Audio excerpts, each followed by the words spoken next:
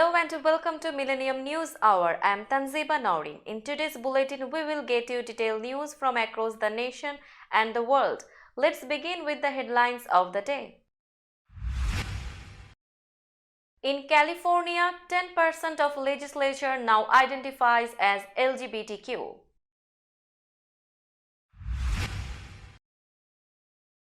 Rage and sadness as Colorado club shooting victims honored.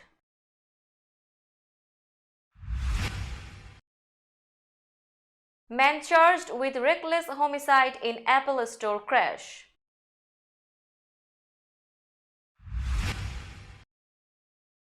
VP Harris urges defense of sovereignty in South China Sea.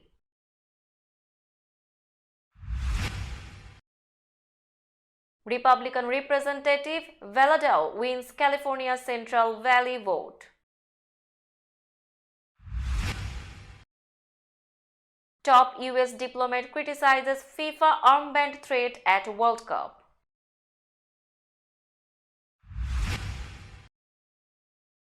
US and Chinese defense chiefs meet amid strained relations.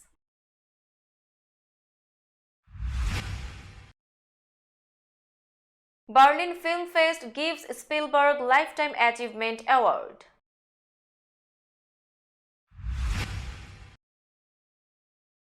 Top Gun Maverick to land on Paramount Plus in December.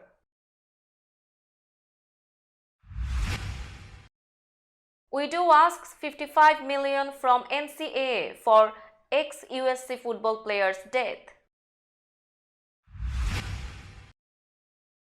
Seoul says Kim's daughter unveiled last week is his second child.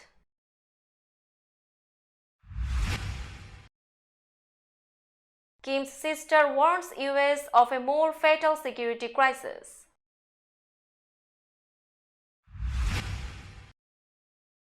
Indonesian rescuers search through rubble of quake, 268 dead.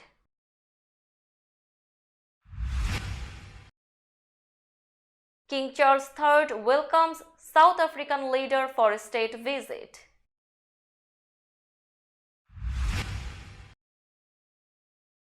Hundreds of fans report World Cup ticket woes for second day.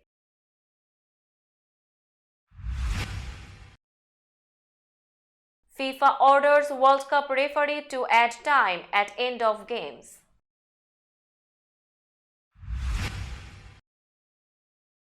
And Saudi Arabia beats Messi's Argentina 2-1.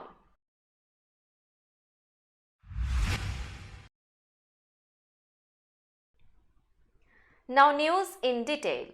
While LGBTQ candidates and their supporters celebrated several milestone victories around the nation in this year's midterm elections, California quietly reached its own. At least 10% of its state lawmakers identify publicly as LGBTQ, believed to be a first for any US legislature.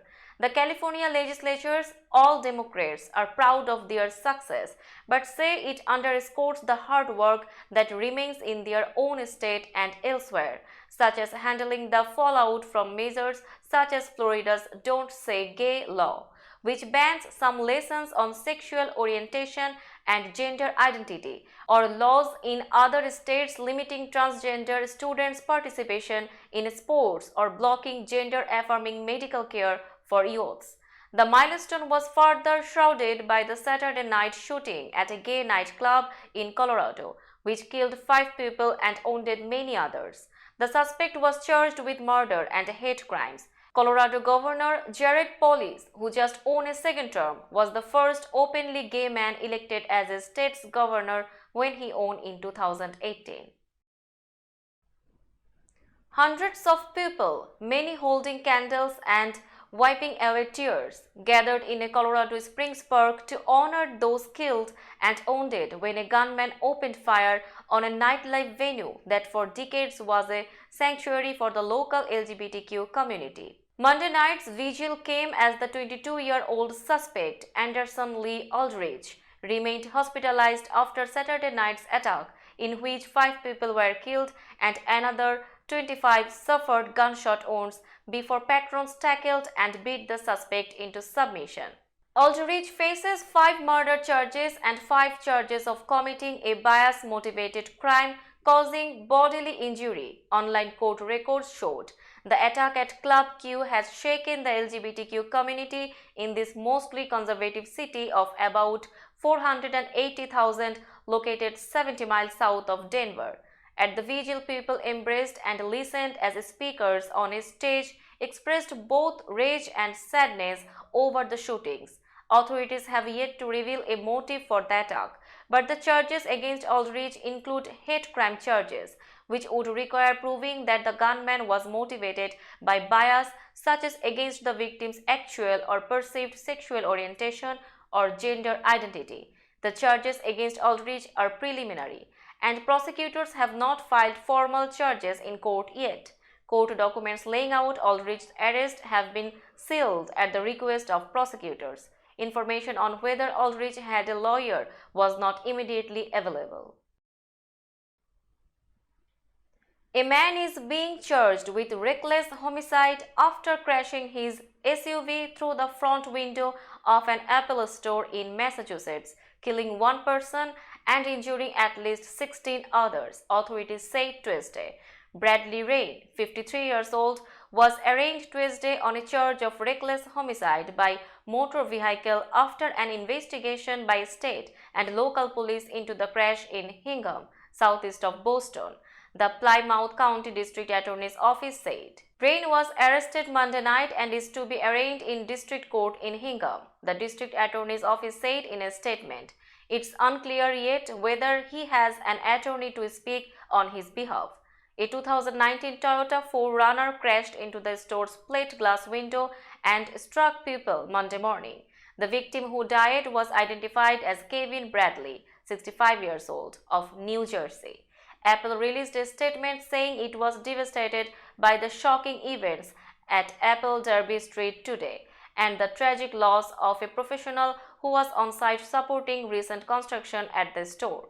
The store front window showed a gaping hole as first responders worked at the scene of the crash. The store had been scheduled to open about an hour before the crash. Vice President Kamala Harris urged countries on Tuesday to stand up for territorial integrity and freedom of navigation in the South China Sea, which has been challenged by China, and said Washington would press an international campaign against irresponsible behavior in the disputed waters.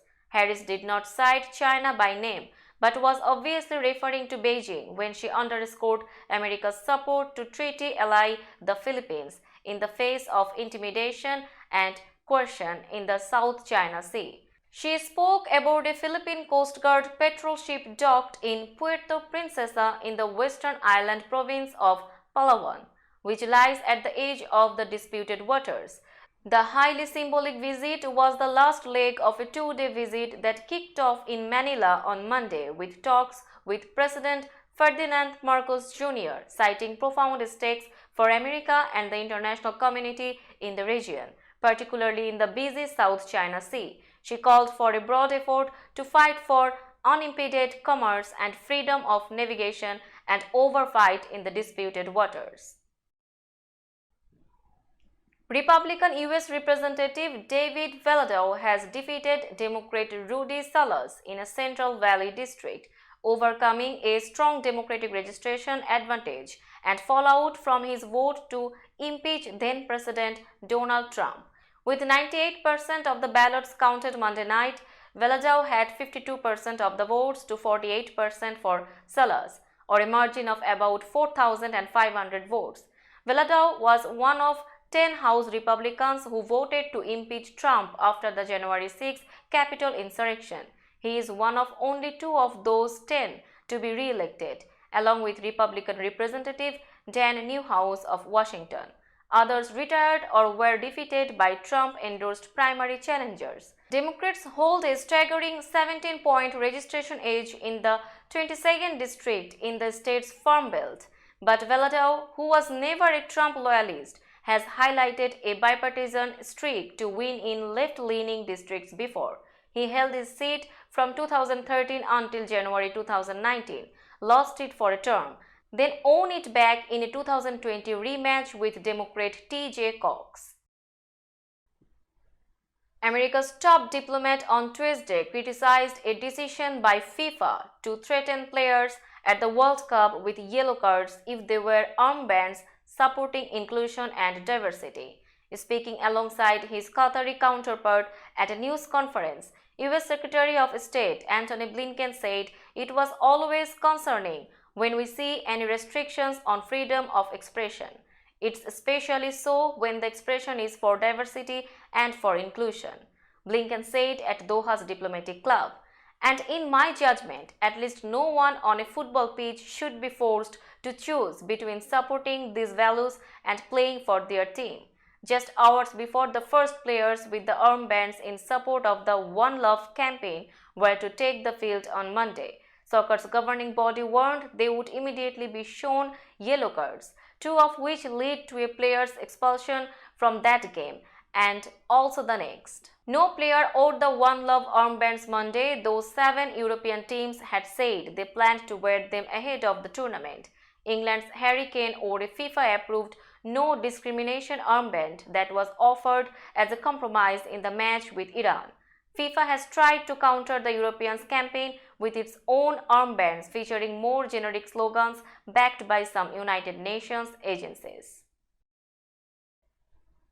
The defense chiefs of the United States and China held talks Tuesday on the sidelines of a regional meeting in Cambodia to discuss strained bilateral relations and regional and global security issues, US and Chinese officials said.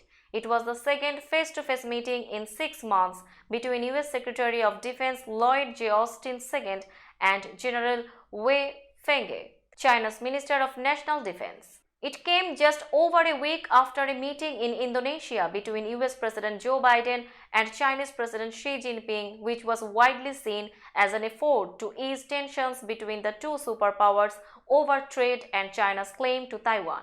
Austin and Wei are in Siem Reap, Cambodia, attending a meeting of defense ministers from the Association of Southeast Asia Nations and other major countries in the Asia-Pacific region. Steven Spielberg will be honored for his life's work at the Berlin International Film Festival in February. Festival organizers said Tuesday that the 75-year-old American director, producer and screenwriter will be awarded an honorary Golden Bear, the annual event's top prize, for a body of work that comprises more than 100 movies and series. The multiple Oscar winner's work is unique in the history of international cinema of the past 60 years for its immense variety, the festival said. Spielberg's productions have included everything from E.T. to Schindler's List. The Berlin Festival will screen his latest film, The Fabelmans. The Berlin event, the first of the year's major European film festivals, will run from February 16 to 26. 7 months after first arriving in theaters, Top Gun Maverick, the year's top film, will finally land on a streaming service. Paramount Pictures announced Tuesday that Top Gun Maverick, having made more than $1.48 billion worldwide at the box office, will debut December 22 on Paramount+. In an age where studios have increasingly pushed to shorten the span between theatrical and streaming, Paramount kept the Tom Cruise starring Top Gun sequel going in theaters and, more recently, on video on demand, for an uncommonly long and extremely lucrative run. After being held for more than 2 years during the pandemic, Top Gun Maverick was released in late May. It proved a juggernaut as the #1 film in North America for 3 straight weeks and even returned to the top spot over Labor Day weekend in September. It remained in the top 10 film at the domestic box office for 14 straight weeks. In late August, Top Gun Maverick was released on premium on demand for $20 and again topped on-demand charts. Attorneys asked a jury Monday to award $55 million to the widow of a former USC football player in a landmark case accusing the NCAA of failing to protect him from repetitive head trauma that led to his death. Matthew G., a hard-hitting linebacker who was on the 1990 Rose Bowl winning squad, endured countless blows that caused permanent brain damage and led to cocaine and alcohol abuse that eventually killed him at age 49, his lawyer said in closing arguments. His widow, Elena G., was in the courtroom Monday. In the first case of its kind to go to a jury, the attorneys told Los Angeles Superior Court jurors that the NCAA, the governing body of college athletics in the US, had known about effects of head trauma in sports since the 1930s but failed for decades to notify players of the risks or put rules in place to protect players. The issue of concussions in sports, and football in particular, has been front and center in recent years as research has discovered more about long-term effects of repeated head trauma in problems ranging from headaches to depression and sometimes early onset Parkinson's or Alzheimer's disease. The month-long trial is one of hundreds of wrongful death and personal injury lawsuits brought by college football players against the NCAA in the past decade. Now it's time for global updates. The daughter of North Korean leader Kim Jong-un, who was recently seen in public for the first time at a missile launch site, is his second child aged about 10, South Korea's spy agency told lawmakers Tuesday, as speculation swirled about his motives for bringing her to the attention of the outside world. On Saturday, North Korea said that Kim observed the launch of the country's most powerful intercontinental ballistic missile, Hwasong-17, the previous day with his wife Ri Sol-ju and their beloved daughter. State media released photos showing Kim walking hand in hand with a young girl clad in a white coat and red shoes past a massive missile placed on a launch truck and watching a soaring weapon from a distance. In a closed-door briefing at a parliament committee, South Korea's National Intelligence Service, the country's main spy agency, told lawmakers that it assesses the daughter is Kim's second child, named Ju-ae and aged around 10. Yoo Sang-bum, one of the lawmakers who attended the meeting, said. The NIS determined she is Kim's second child because her looks matched information that she is taller and bigger than other girls who are the same age. You cited the NIS as saying. The influential sister of North Korean leader Kim Jong-un warned the United States on Tuesday that it would face a more fatal security crisis as Washington pushes for UN condemnation of the North's recent intercontinental ballistic missile test. Yo Jongs Warning came hours after US Ambassador Linda Thomas-Greenfield told an emergency meeting of the UN Security Council that the US will circulate a proposed presidential statement condemning North Korea's banned missile launches and other destabilizing activities. After the meeting, Thomas-Greenfield also read a statement by 14 countries which supported action to limit North Korea's advancement of its weapons programs. Kim Yo-jong, who is widely considered North Korea's second most powerful person after her brother, lambasted the United States for issuing what she called a disgusting joint statement together with such rebels as Britain, France, Australia, Japan and South Korea. Kim compared the United States to a barking dog seized with fear. She said North Korea would consider the US-led statement a wanton violation of our sovereignty and a grave political provocation.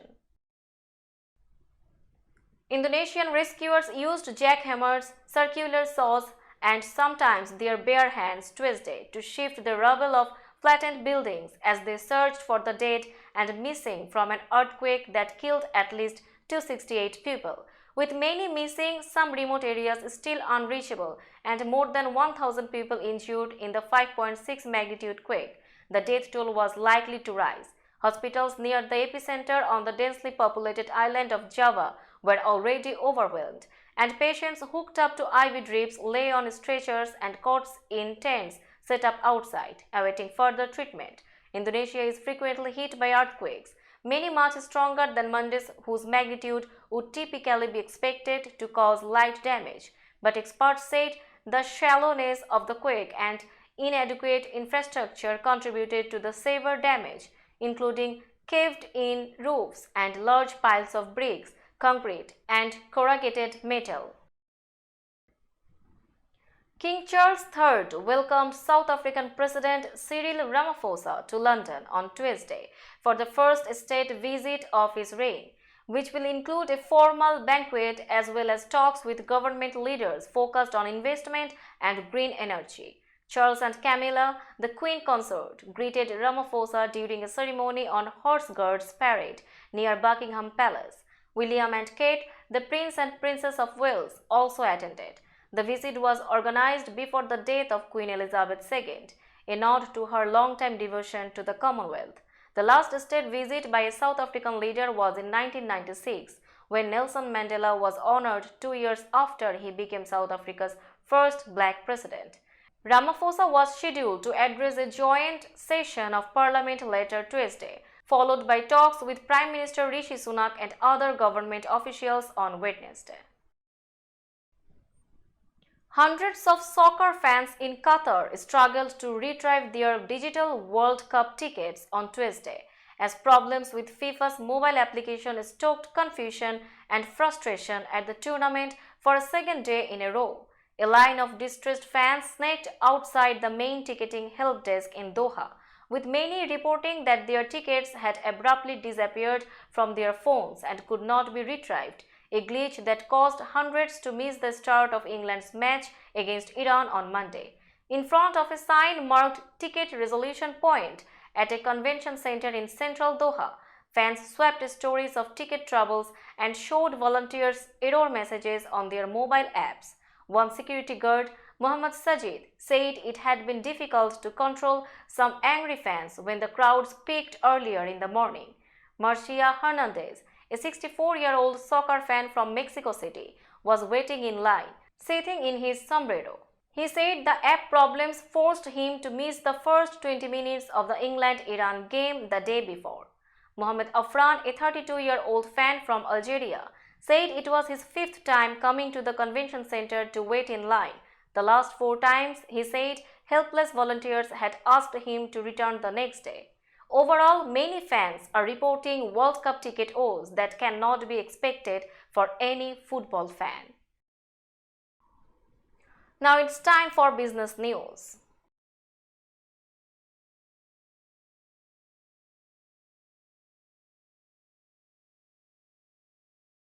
Today's New York stock close price is 15,481.76. The NYSE composite is increased by 203.50 points or 1.33%.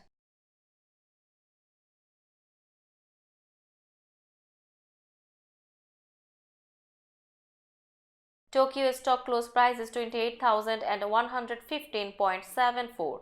The Nikkei 225 index is increased by 179.95 points or 0.61%.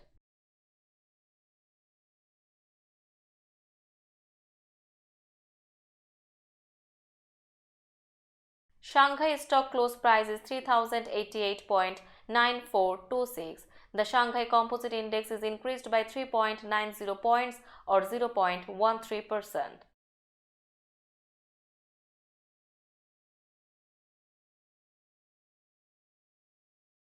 Hong Kong stock close price is 17,424.41. The Hang Seng Index is decreased by 231.50 points or 1.31%.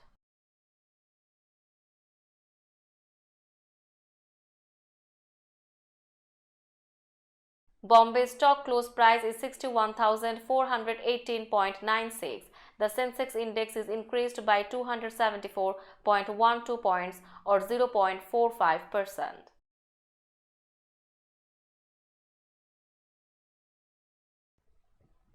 Now a look of today's sports stories.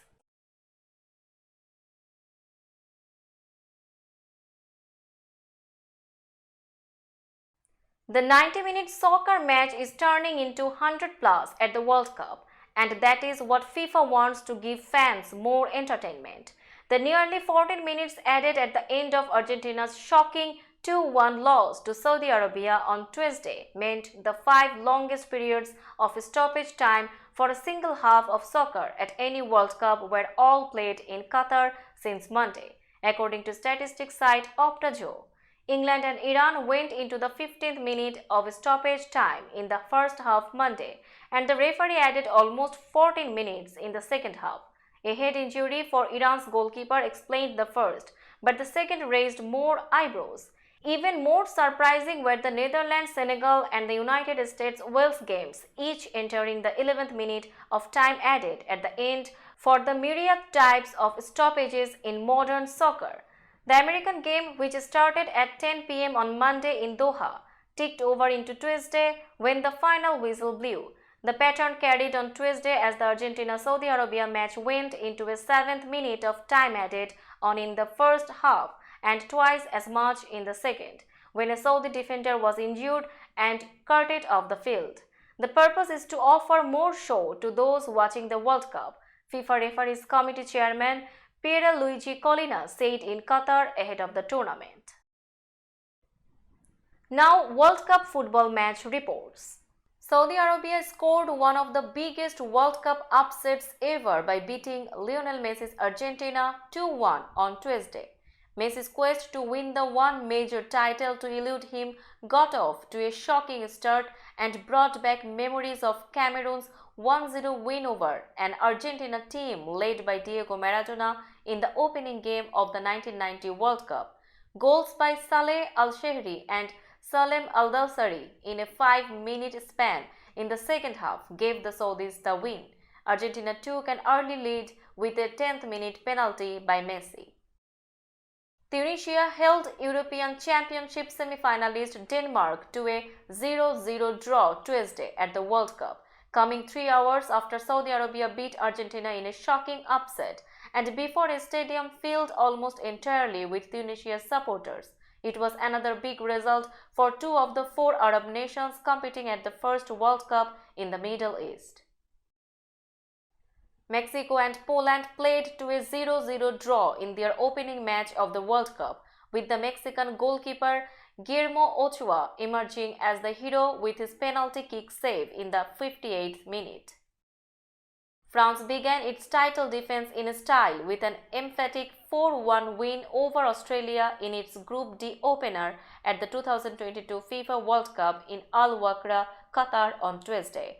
The match was part of match day 3 of the World Cup's group stage, an opportunity for the 32 participating teams to position themselves strongly in the group phase and advance to the round of 16. Let's have a look on today's weather chart.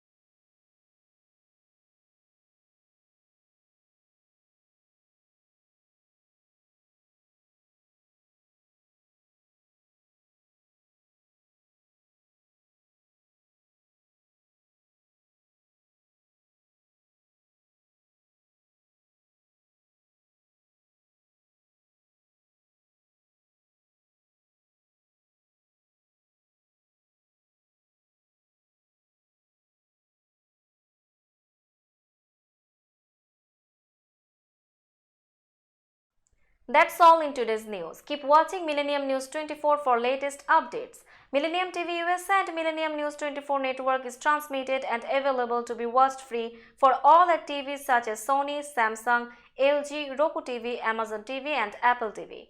And also in all European countries and Australia, available with the Sky Network, Worldwide Jago TV, Radiant IPTV, Worldwide Jago BD Network and Horizon Satellite globally. Stay connected with us for all types of informative and entertainment program. Thank you.